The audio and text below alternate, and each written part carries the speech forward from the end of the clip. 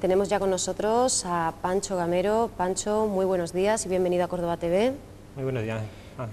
Bueno, Pancho, el otro día estuvimos hablando de esa plataforma en defensa del árbol.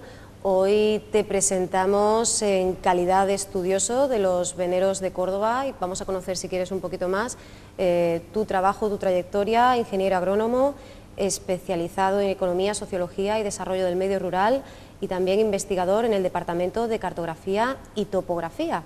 Hablamos además de esas emanaciones de agua que están en el subsuelo y que han sido canalizadas, y mi primera pregunta es si realmente existe una Córdoba oculta, por parafrasear aquella ponencia tuya de hace un par de años, de 2010.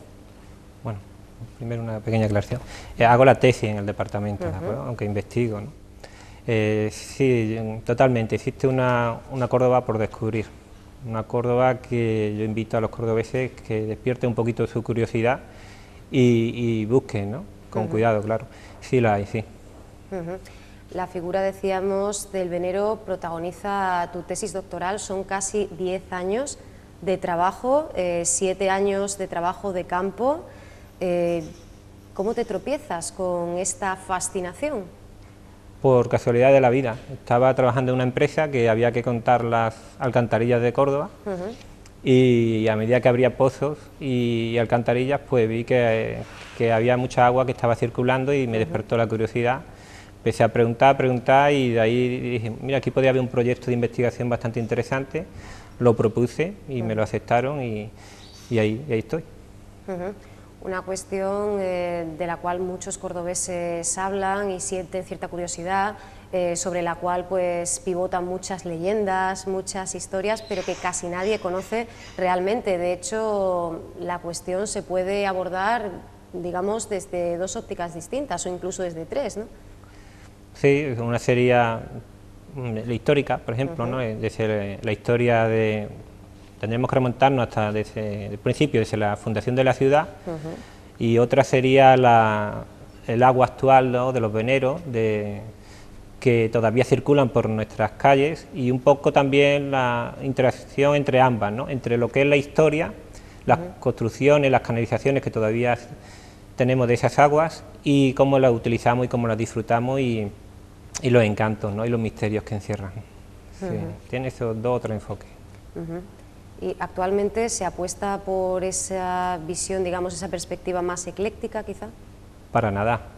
Yo creo que aquí Córdoba está perdiendo una muy buena oportunidad para el turismo, para conocer su patrimonio, para explotarlo un poco más. Yo creo que aquí deberíamos apostar más por unas aguas que nos dieron vida, nos dieron salud y enfermedad, porque también muchas de ellas venían contaminadas. Y yo creo que al día de hoy, que estamos ahora en tiempo de buscando nuevos recursos, nuevos yacimientos, pues yo creo de trabajo, ¿no? de traer, por ejemplo, aquí a más turistas, yo creo que se podría explotar un poquito la vena de nuestras aguas, el patrimonio que había asociado a ella, y hay alguno de ellos todavía escondido, ¿no? Yo creo que es una oportunidad por aprovechar. Sí.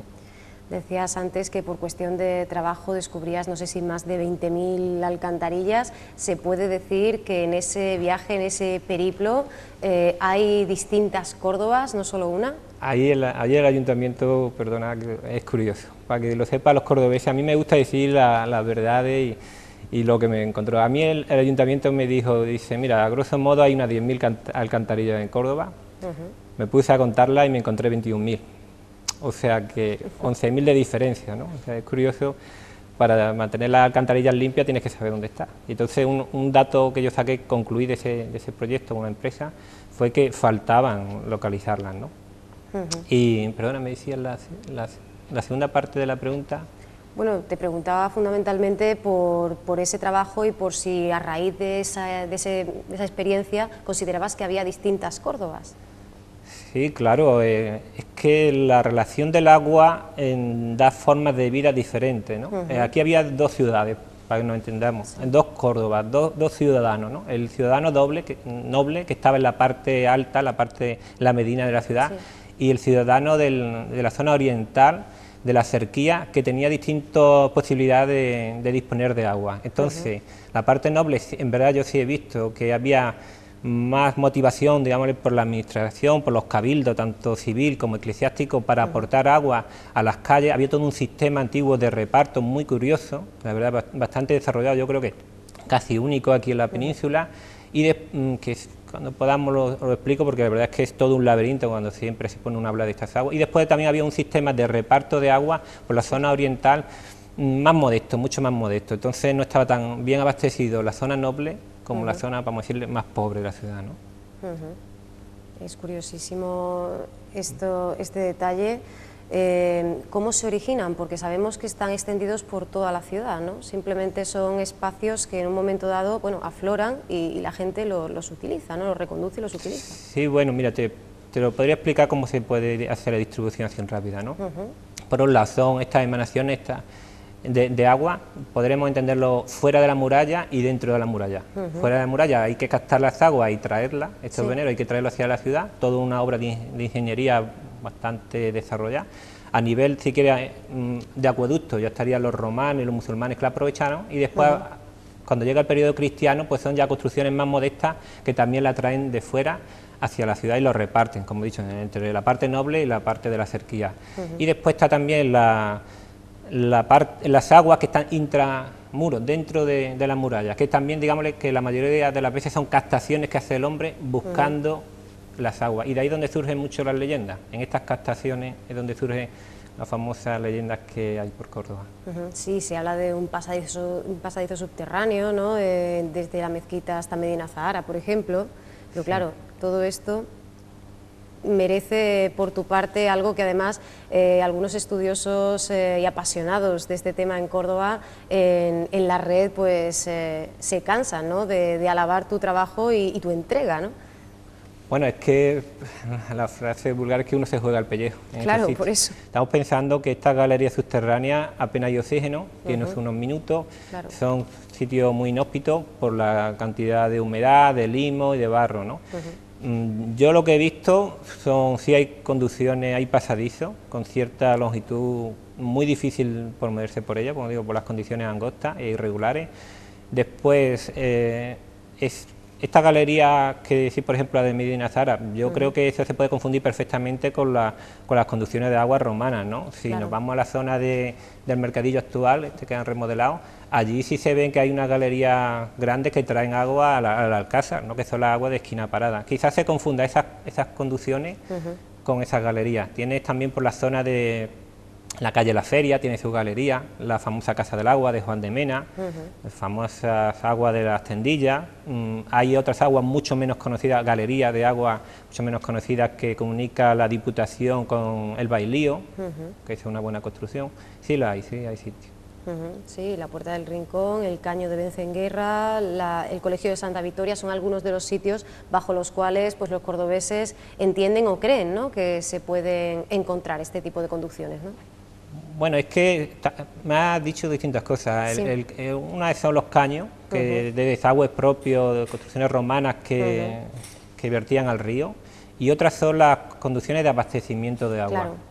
Ahí, en la de abastecimiento de agua, ya otro tipo de infraestructura, son minas que se hacen en el terreno, ¿sabes? Normalmente en la caída que tiene la zona de las Tendillas, Capitulares, Alfaro, hay como un escalón en la ciudad, y ese desnivel es donde aflora el agua. Entonces el cordobés, al ver al principio de que hay cierta agua, pues lo que hace es una mina de captación, profundiza y busca, ¿no? Y ahí quizás donde se encuentran los vecinos con esa galería, porque se roba agua a través de pozos que hacen morunos los vecinos para tener ellos mismos abastecimiento, hacen agujeros en la tierra, hacen sus propios pozos y captan estas aguas que ya venían en forma de mina, ¿no? Por la ciudad. A eso quería llegar, a esa falta de información, ¿no? Que tenemos, digamos que lo metemos todo quizá en el mismo saco, ¿verdad? Sí. Incluso la terminología no se utiliza con demasiada exactitud, ¿no? Bueno, te diré, la falta de información ha sido querida, ha sido buscada, o sea, ha sido intencionada. Aquí falta información de las aguas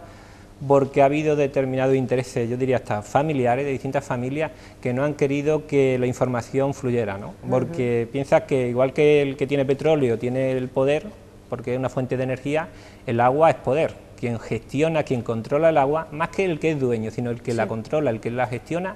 Aquí mismo en Córdoba se ha dado eso, tenía el poder y se hacía rico. Aquí ha habido familias que se han hecho ricas gracias a la gestión del agua. Entonces, unos han tenido agua y otros han pasado sed. El que ha tenido agua lo ha tenido que pagar caro, o sea que no ha sido... Y el que ha pasado sed, pues ha pasado sed no por décadas, sino, digámosle, por siglos. O sea, fíjate las implicaciones que tiene el control y la falta de información, ¿no? Ha faltado información, como digo, de forma interesada. Ha habido ya algún alcalde en su día que lo denunció. Dijo, ustedes están ocultando la información, están quitando hasta los planos para que no se sepa. Entonces, ese es el problema que hay a la hora hoy en día de estudiarlo, es que no encuentras planos. Yo estoy haciendo mi propia cartografía para que el cordobés tenga oportunidad de saber por dónde iba el agua. También para cuestiones actuales, cuando se está haciendo un edificio, se va a proyectar un edificio, si hay una conducción importante para que se respete, porque ahí surgen problemas. Si yo hago un edificio donde va una conducción grande, como ocurrió en Ciudad Jardín, como ocurrió en zonas del Arroyo del Moro, se forman bolsas de agua. Si yo hago un plan Renfe en los años 90 y hago un tajo a lo que es el subsuelo de Córdoba, ¿qué pasa con esa agua? Creo una pantalla impermeable, entonces se va acumulando el agua. El agua tiene un principio, es que siempre busca un camino. Nunca se queda parada. Entonces, o busca su salida o crea un vacío detrás, que eso ha habido problemas de edificios públicos que están empezando a tener problemas por la falta de agua en el subsuelo, o ese agua va creándose bolsas, se van creando bolsas de agua que va afectando a otro vecino. Y estoy seguro que el quien me escuche tiene alguna cochera por donde tiene humedades, están resumando ahí el agua y está teniendo problemas, y hay auténticas canalizaciones en cocheras de pequeños arroyos circulando por debajo de los edificios. Claro, busca ese fluir, ese reconducir. De hecho, hay pocas cosas, ¿no?, que puedan variar más, ¿no?, que el circuito del agua, ¿no? Si se le tapona por un lado, pues busca va a salir por otro. Suponemos que estos años pues han sido difíciles, ¿no? Seguramente te hayas encontrado con piedras en el camino. ¿Ha habido más piedras o ha habido más apoyos, más ayudas, también por la necesariedad de que alguien asumiera este trabajo? La empresa de agua me ha ayudado, ¿no? Pero me he sentido solo y me siento solo, porque es un trabajo por mi estilo de investigar, ¿eh? Yo digámosle que un poco soy autodidacta e ir puerta por puerta, llamar puerta por puerta, ir al vecino, al cordobés, que te cuente la anécdota, aquella cosa de la niñez, pues yo recuerdo que mi padre, mi vecino, en tal vecino tiene agua. De esa manera hay una fuente de información, aparte de los archivos, que están todavía por estudiar. Hay una fuente de información muy valiosa, abriendo tapas de pozos, alcantarillas, o sea, un trabajo un poco duro, un poco desagradable, pero muy gratificante a la hora de sacar información, ¿sabes? Y está todavía por desarrollar mucho más. Precisamente te quería preguntar por eso, por la bibliografía que existe al respecto, porque bueno, se manejan las crónicas, se maneja, como decías, ¿no?, un poco el conocimiento intrahistórico, ¿no?, de los paisanos, de los habitantes, pero tiene que haber mucha más información, ¿no?, más allá de eso. Yo cuando empecé, lo primero que me dijeron, déjalo porque ya es muy tarde investigarlo. En verdad la investigación se ha empezado, yo diría que unos 80 años tarde. Los años 30, 40 del siglo pasado hubiera sido estupendo, antes que empezara a destrozarse todo el sistema, ¿no?, de distribución. Yo lo comparo siempre como un puzzle, que están todas las piezas diseminadas, entonces tienes que irla poniendo uno a uno. Se trata de poner piezas de 1 metro cada metro. Si yo sigo algunos trayectos de conducciones, como por ejemplo de Santa Clara, que en línea recta son 7 kilómetros, pero yendo por su recorrido de camino y demás, te puedes encontrar 12 o 14 kilómetros, o sea, tú metes metro por metro y siguiendo la trayectoria de esas aguas. Aquí podemos hablar de en Córdoba, al pronto que sea medianamente estudiable, unas 20 y tantas aguas. Piensa que la cultura del agua en Córdoba, la gente no es como ahora que bebe un vaso de agua de los pantanos, de masa, ¿no?, de la empresa de agua y ya está. Antiguamente no, antiguamente había una cultura del paladar del agua, no era lo mismo beber de una fuente que beber de otra, o si estaba enfermo iba buscando un determinado tipo de agua. Cada fuente tenía un sabor, unas características, un tipo de salud. Unas estaban más contaminadas que otras, aunque estaban adaptados los organismos, aunque murieron muchas personas por culpa del agua, se puede ir a las crónicas, pero digamos que había una cultura y una forma de ir a la fuente. Si os fijáis, cada fuente tiene un tipo de agua, ¿sabes? Y eso da también para hablar, no quiero extenderme, pero otro día ya os cuento cómo iban los ciudadanos a por el agua a una determinada fuente o cuando había cortes de agua, ¿no?, y se trasladaban a otra, los regímenes de aguas que había, ¿no? No es lo mismo beber, por ejemplo, agua en la fuenseca de un caño que beber de otro, no es lo mismo beber agua del caño ahí de la fuente de Santa María, del Olivo, que se dice normalmente, que ir a la fuente de las Magdalenas. O sea, el ciudadano sabía cuál era una agua mejor que otra, claro, lo malo era la distancia, ¿no? Este estudio es una herramienta per se interesantísima, ¿no?, para conocer la vida cotidiana y otras sociedades.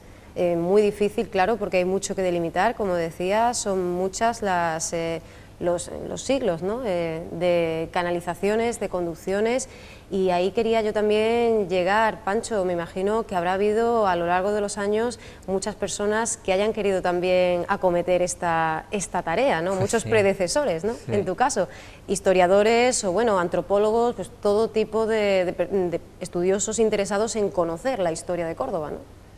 Obras hay, y buenas. Lo que ocurre es que lo que es cartografiarlo todo, claro, yo creo que todos han tirado la toalla. Lo digo así, por la dificultad. Tú mírate, hablamos de un montón de varios kilómetros, ¿eh?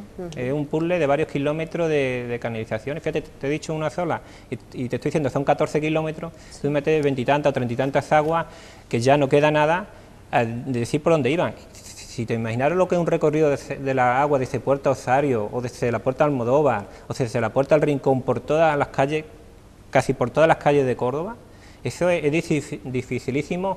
Diseñar los caminos por donde iban, el sistema de reparto, eso lleva años. Y la información no está ahí. La información la tienes que buscar en un archivo, en otro, en llamada, como digo, puerta por puerta.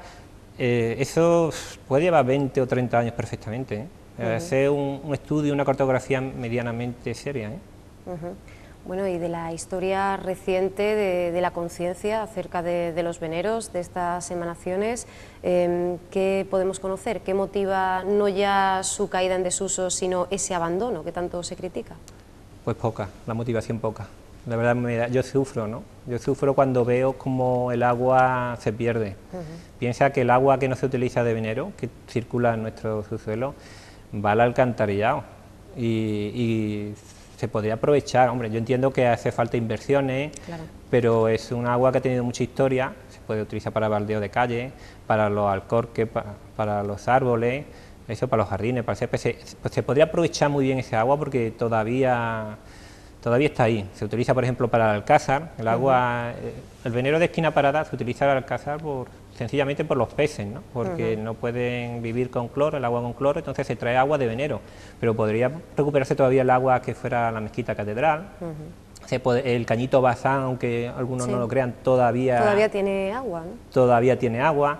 Es curioso, le han puesto a la avenida Cañito Bazán cuando allí no pasa el Cañito Bazán, allí pasa el Fábrica Catedral, es cosa de Córdoba, ahí el Cementerio de la Salud, los Olivos Borrachos.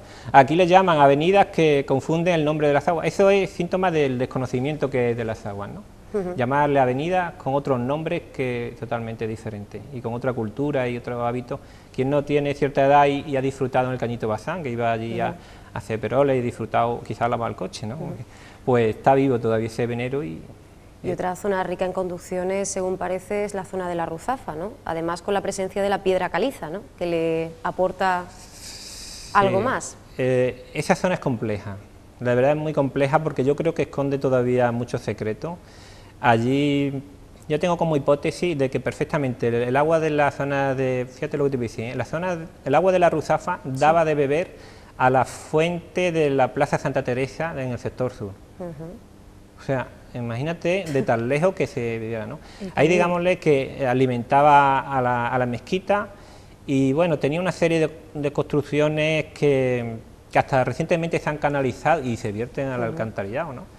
Y que la verdad yo creo que si se estudia más a fondo puede dar cosas muy interesantes. Hay mucha historia escondida allí detrás. ¿Y se puede hablar de esas grutas provocadas por la erosión de la piedra caliza e incluso de otros veneros en zonas más bajas, como alguna vez se ha dicho? Sí, claro, es que esto es una cuestión geológica.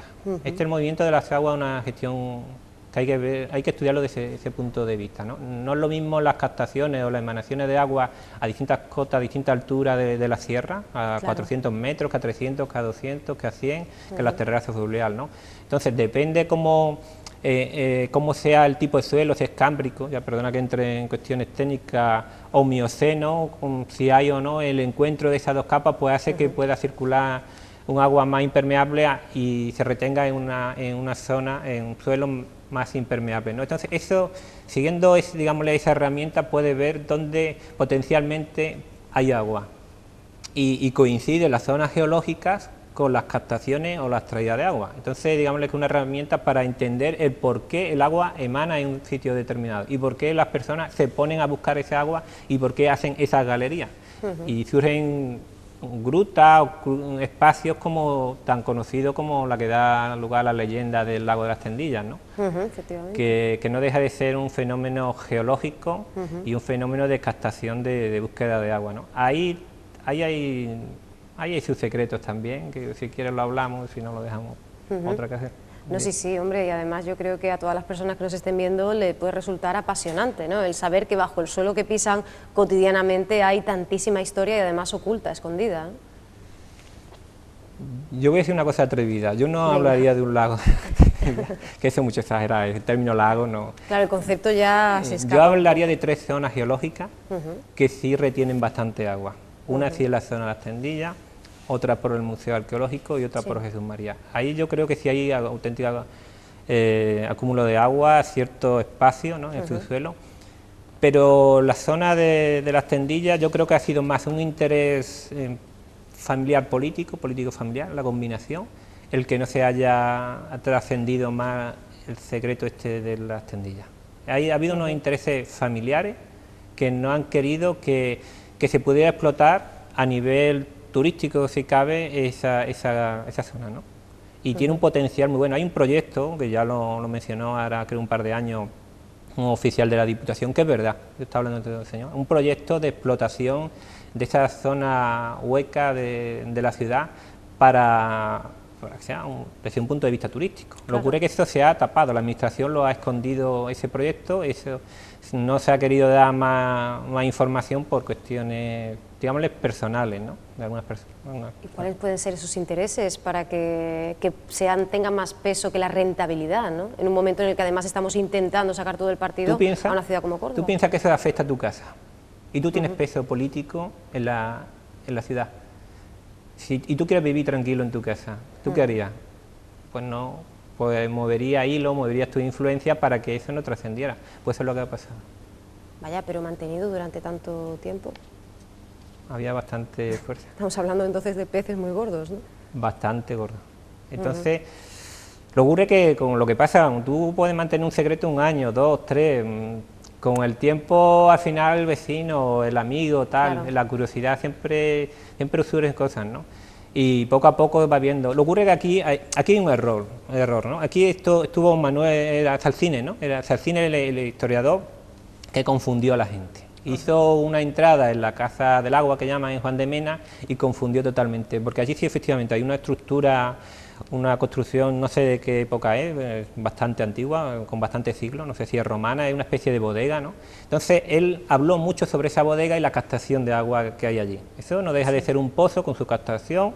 Yo me he metido allí, he estado 2 días, tiene una mina hecha sobre el propio pozo, allí se ve mover agua de norte a sur, ¿de acuerdo? Efectivamente, pero entonces se hablaba que si se entró por allí para llegar a esa cavidad, ¿no? Yo estaba allí, eso es imposible meterse allí, eso ni con equipo ni nada, ¿no? Yo me he jugado al tipo, estaba allí, me he metido, me he mojado por entero hasta la cintura, aquello muy estrecho, tiene una altura... Y entonces la gente asocia la entrada a esos sitios por ahí, eso no es, eso es puede ser 2 cosas, una vena natural del subsuelo, por donde se mueve el agua, o simplemente lo que se hacía siempre, en un pozo tú vas haciendo una mina para arriba, para abajo, la derecha, la izquierda, eso es muy normal aquí en Córdoba. Yo me he metido en muchos pozos y lo normal es que tú hagas una mina de ir captando agua, y eso es lo que hay en Juan de Mena. Y entonces las fotos esas despistan al cordobés pensando que por ahí hay algo. Y yo te digo en serio, yo he buscado los vídeos, he buscado todo, he ido allí, he estado hablando con el propietario, hasta me vendía la casa. Y qué va, es otra cosa. Es verdad que hay agua procedente de esa zona, porque es normal. Es agua que viene de la sierra que a cierto nivel, que es impermeable, ahí la cota estará de impermeabilidad en profundidad, ¿no? Sobre 14 metros, cosas así. Ahí sí circula el agua hasta el Guadalquivir, pero no es exactamente donde hay que buscar. Claro, porque la única guía es demasiado exagerado decir que ya no está una guía el que haya casas, el que haya construcción, porque como tú dices, efectivamente no siempre estamos hablando de veneros, ¿no? Incluso el que haya huertas y demás. Es que el problema no es ya de veneros, sino que en Córdoba, en determinadas zonas, la profundidad donde nos encontramos el agua, lo que se llama el nivel freático, está muy cerca de la superficie. Entonces aquí el constructor llega a hacer el edificio, se encuentra ese agua y no se le ocurre otra cosa que no darle salida. Bueno, le da una salida que no te lo vas a creer. Coloca bombas dentro de las cocheras. Hay edificios con cerca de 14 bombas, funcionando de forma intermitente, por lo menos la mitad de ellos, los 365 días del año. Tú imagínate lo que es una comunidad de vecinos que esté echando agua las 24 horas del día y paga esa electricidad. Pero es que lo grave no es eso, es que va al alcantarillado. ¿Sabes? Te digo, cuando es un agua que podríamos disfrutarla. Y bueno, te digo, he visto por la zona del Arroyo del Moro, han tenido que hacer obras en las propias cocheras donde va el agua como un arroyo circulando. Es un problema. Otro es que te encuentras al nivel freático y haces el edificio y tú, como has llegado al último, haces un muro de hormigón impermeable y le pasa el problema al vecino de enfrente. Caso típico de zona de la ollería, etcétera, etcétera, ¿no? Entonces, ahí donde tú tienes un problema, se lo regala al vecino. Entonces, son bolsas de agua. Podemos irnos a la zona de donde está la avenida del Arroyo del Moro con Cañito Bazán, esa rotonda que son allí. Si miramos por el lado derecho, es que se está circulando el agua, se le está entrando a los vecinos, está entrando al alcantarillado y se podría aprovechar, y eso dará problemas, ¿eh? Yo vaticino que si años lluviosos, si aquello no se canaliza bien, eso puede dar problemas estructurales de todo tipo, con la acumulación. Entonces, yo sugiero a las autoridades competentes que lo saben y toman medidas, yo sé que toman medidas, pero hay que estar más detrás del constructor, que consigue la licencia, pero sin haber un seguimiento después, porque claro, puede que te toque un año seco, pero después, si son años lluviosos, ese agua se va acumulando ahí. Yo como digo, yo he visto salida al alcantarillado de estos bloques por bomba, que como digo, gasto energético, gasto de agua, mal reciclado, no uso. ¿Qué hacemos con esa agua? Con la sequía que hay, con el bien que hay. Piensa que antiguamente estas aguas podían dar de beber a 40.000 cordobeses. Hoy no van a dar de beber, pero podrían regar 40.000 árboles, por decir algo, ¿no? Fíjate tú, ¿qué posibilidades tiene simplemente por darle la espalda a un sistema de abastecimiento que, como ya cayó en desuso, como ya estaban las conducciones nuevas que por fin tuvimos aquí en Córdoba, ¿no?, de los años 50 del siglo pasado, pues ya aquello ya se olvida, ¿no?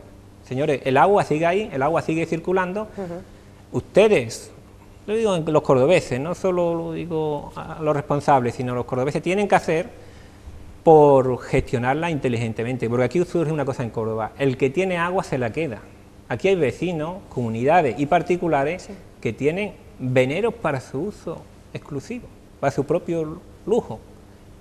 Hay señores que disfrutan viendo pasar por su casa su agua y tienen su propio venero, cuando en verdad esas aguas vienen de mucho más arriba, ni son suyas, podrían servir para la zona donde está viviendo y no se hacen. O sea, fíjate tú el tema, si da de sí y si se pueden hacer cosas. Y cómo cambiar esa conciencia de la ciudadanía, que deje de ver en los veneros, en esas conducciones de las que hablábamos, algo caduco, inútil o como mucho algo que a mí me permite llenar la piscina. Es que tenemos nosotros una deuda con el agua venida de los veneros. Tenemos una deuda histórica con ellos, desde la fundación de la ciudad. Entonces yo creo que tenemos que devolverle a la ciudad, a las aguas en concreto, su aporte, porque nosotros nos hemos desarrollado, hemos vivido gracias a ella y gracias a su infraestructura, gracias a que otros cordobeses se han molestado en traer el agua hacia aquí. Y lo que no puede ser que ahora por dejadez, por desconocimiento, esas conducciones se machaquen continuamente. Esto es algo, esto si supierais, en este periodo de años de construcción, la cantidad de patrimonio hidráulico antiguo que se ha ido destrozando a una velocidad. Yo lo fotografiaba y digo, mira, ya por lo menos he llegado a tiempo, antes que llegue tal construcción y lo elimine, ¿no? Sí. Y se sigue destruyendo, o sea, yo cuando empecé era tarde, hoy es tarde, pero mañana será mucho más tarde. Entonces todavía quedan cosas, quedan muchos detalles, hay secretos por ahí, hay conducciones y que todavía se pueden poner en valor, de tipo acueducto romano, por ver, por descubrir, y de tipo de construcciones que son más modestas, pero que también traían bastante agua, ¿no? Hay patrimonios, conducciones que todavía están por la sierra, que podríamos recuperarla y decir, oye, esto no se toca, eso no se machaca, están las motos pasando por ahí, la están machacando de continuo. No, no, no, hay que hacer un esfuerzo por darle algún tipo de protección, por restaurarla en la medida que sea, por hacer estudios más profundos. Uno no puede llegar a todo, estamos hablando de una red con 2000 años, 2000 y pico de años, de distintos tipos de redes, y una infraestructura enormemente grande, muy machacada, o sea, no nos podemos imaginar una red continua, muy machacada, sí. Pero lo que queda sí se puede todavía localizar y darle algún tipo de salida, ¿no?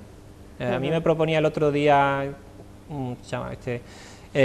Manuel, creo que de Desalambrar, dice, ¿por qué no hacemos una ruta, un senderismo de las aguas, de donde se movían, ¿no? Trujillo, sí.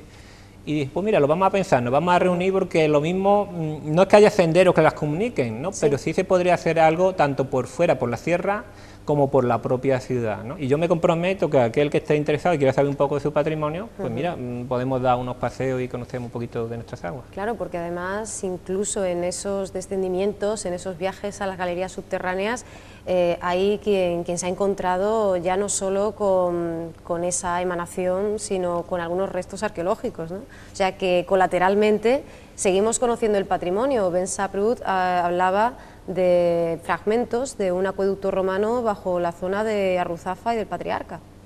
Sí, sí, ahí. Pero mira, yo una cosa que he hecho siempre en mis investigaciones es respetar mucho al arqueólogo. Yo le dejo su terreno. Sí, tú no te metes en esas... Y yo no me meto en lo suyo, sobre todo porque ellos son profesionales. Claro. Yo soy profesional o intento aspirar a ello en determinadas cuestiones muy limitadas, ¿no? Entonces, por ejemplo, todo lo que a nivel de acueducto, todavía quedan cosas por descubrir, porque las he encontrado yo algunas. O sea, te digo que el arqueólogo todavía tiene que, de su periodo, tiene que todavía que encontrarlas. Cuando las encuentre, diga, mira, aquí las tengo yo ya, ¿sabes? Pero, perdonad por eso, pero es que es así. Claro, claro. Como lo expresa así. Yo lo dejo en su terreno y efectivamente hay conducciones que traían agua y se le deja ahí, ¿no? A mí lo que me preocupa, es que ya un poco meterme en ese terreno, es que si nos estamos preocupando demasiado de lo que las conducciones romanas o todo lo romano, ya no a nivel de conducciones, y lo musulmán. Y ya lo que es a partir del siglo XIII, porque yo voy muchas veces cuando hay una cata de esta rápida, ¿no?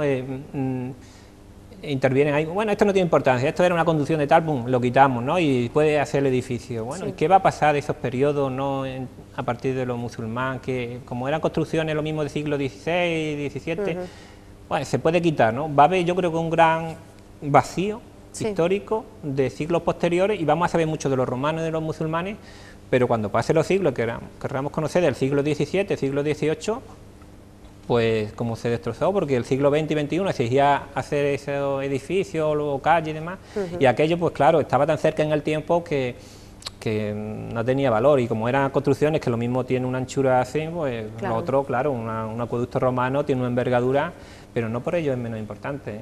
Y yo incido y le doy, y ahí le digo, bueno, también hay que dar la advertencia, ¿no? Digo, oye, es que tener un poquito también de conciencia a otro tipo de... Yo sé que me va a decir, no, es que lo tenemos en cuenta. Yo creo que no, en mi modesta opinión. Tu experiencia te dice otra cosa, ¿no? Bueno, Pancho, ¿y en qué momento de la investigación estamos? ¿En qué momento está de desarrollo esa tesis? Pues yo hay veces que creo que entiendo mucho. Y momentos en los que dices, me queda muchísimo, que ¿no? entiendo cómo la lógica de por dónde va. Hay veces que está súper contento y otras veces que no entiende, es una locura, ¿no? La verdad es que esto es un laberinto. Y es una vida dedicada a esto. Yo te lo digo a algunos, digo, 10 años no me lo quita nadie para más o menos sentar las bases. Quizás, hombre, como 10 años, si lleva ya bastante... Digo, yo es que veo tal es la magnitud del estudio que quizás me quede corto. pues esa pasión y esa entereza e incluso esos momentos de duda, de no saber si estoy al final o incluso a mitad de camino. Creo que todos los cordobeses y cordobesas te lo agradecen muchísimo, porque el día de mañana va a suponer, como decías, ¿no?, la primera vez que podamos tener esa cartografía y un estudio completo de todos los veneros de Córdoba, así que desde Córdoba TV te ofrecemos, pues bueno, este portal, este espacio para que sigas haciéndonos partícipe de ese viaje tan fascinante y tan apasionante en el subsuelo de la ciudad. Gracias a vosotros.